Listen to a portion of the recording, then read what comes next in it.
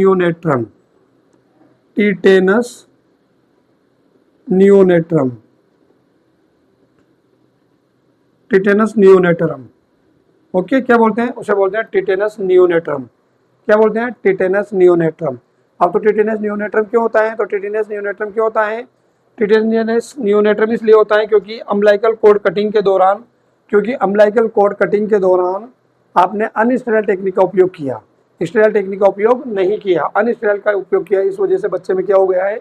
Infection हो गया, जिसे क्या बोलते हैं? टिटेनस नियोनेटोरम, टिटेनस नियोनेटोरम बोलते हैं। ओके, और टिटेनस नियोनेटोरम को बेटा बोलते हैं एट्थ डे डिजीज,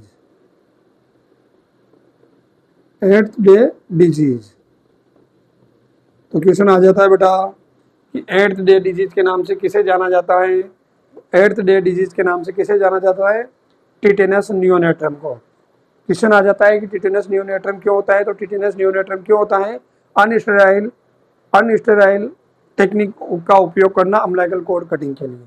अब टिटेनस नियोनेट्रम को एट्थ डे डिजीज क्यों कहते हैं? इसलिए कहते हैं क्योंकि बेटा जो इसका फर्स्ट सिम्टम्स होता है, क्योंकि इसका जो फर्स्ट सिम्टम्स होता है वो इसका फर्स्ट सिम्टम्स 8वें दिन आता है जन्म के बाद।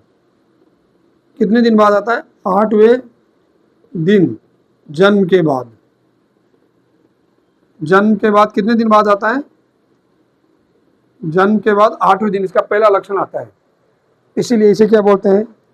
इसीलिए इसे बोलते हैं टिटेनस नियोनेट्रम, और इसीलिए इसे बोलते हैं 8वें दिन लक्षण आता है, इसीलिए एट्थ डे डिजीज। समझ में आ गया? उसके बाद अपन को क्या करना है?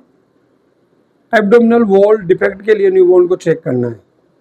उसकी एब्डोमेन को चेक करना है कि कहीं इसकी एब्डोमिनल पे कोई एबनॉर्मल ओपनिंग तो नहीं है।